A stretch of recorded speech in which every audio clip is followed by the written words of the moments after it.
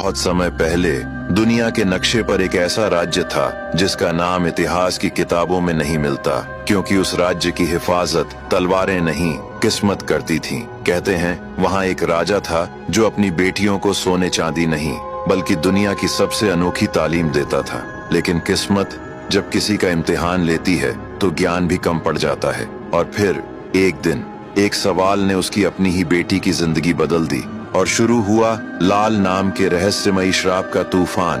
कहानी शुरू होती है राजा के दो बेहद सुंदर बेटियों से। राजा अपनी बेटियों से दुनिया की हर खुशी से ज्यादा प्यार करता था।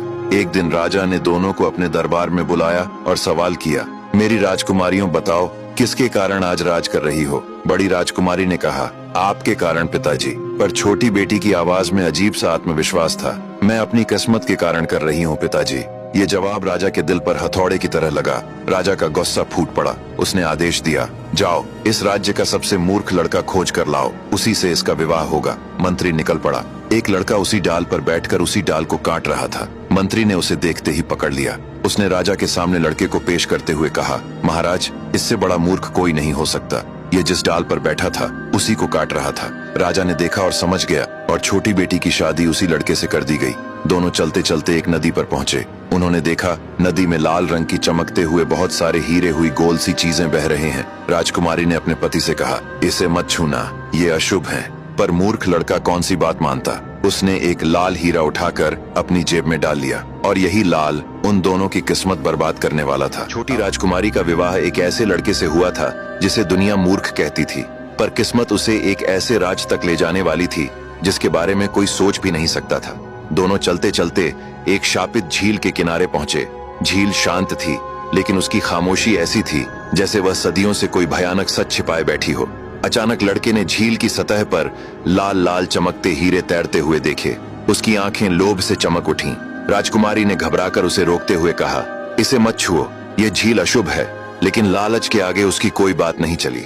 लड़के ने एक लाल हीरा उठा लिया और उसी पल से उनकी किस्मत का अंधेरा सफर शुरू हो गया। दूसरे राज्य में पहुंचकर वह मूर्ख लड़का राजा के दरबार में दरबान बन गया।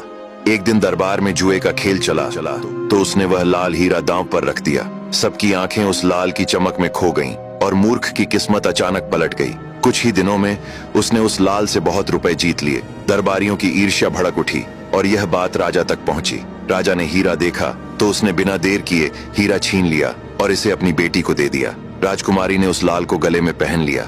उसने एक तोता और मैना पाल रखा था। उसकी पालतू मैना बोली, राजकुमारी यह लाल तो बेहद सुंदर है। किंतु तोता बोला, तुम क्या जानो, लाल का जोड़ा होता तो और सुंदर लगता। ये सुनकर राजकुमारी के दिल में दूसरा लाल पाने की आग जल उठी। वह सो गई और सुबह तक न खाई न पिया, बस एक जिद करती रही, एक और लाल चाहिए, नहीं तो मैं मर जाऊंगी।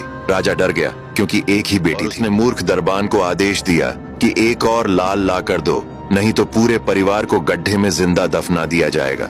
वह घर आया और राजकुमारी को सारी बात बताई।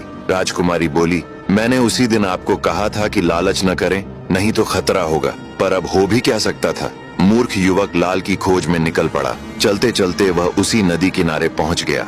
उसने सोचा, क्यों ना इस बात का पता लगाया जाए कि ये हीरे कहां से बहते हुए आ रहे हैं। यही सोचकर वह नदी के किनारे किनारे चल दिया। एक जगह उसने देखा कि किसी लड़की का सिर कटा है और उसका खून नदी में टप टप गिर रहा है। खून लाल बन रहा है और वही लाल नदी की धारा में बह रहा है। वह चुपचाप एक पेड़ पर चढ़कर छुप गया और छुप छुप कर देखने लगा कि आखिर बात क्या है। जब शाम हो गई तो एक राक्षस आया और एक पेड़ से फूल तोड़कर लड़की को सूंघा दिया। लड़की तुरंत जीवित हो गई।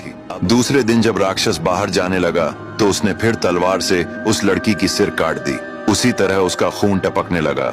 राक्षस के चले जाने के बाद लड़का पेड़ से उतरा। उसने उसी पेड़ से एक फूल तोड़ा जिससे राक्षस ने तोड़ा था और उसे लड़की को सूंघा दिया। लड़की तुरंत जी उठी। लड़के को देखकर बहुत खुश हुई। दोनों ने दिन भर खूब मस्ती की। शाम होने वाली थी तो उस स्त्री ने युवक को मच्छर बना दिया। जब राक्षस आया तो बोला, मुझे किसी मनुष्य की गंध आ रही है। स्त्री ने कहा, यहाँ कहाँ से मनुष्य आएगा मेरे स्वामी।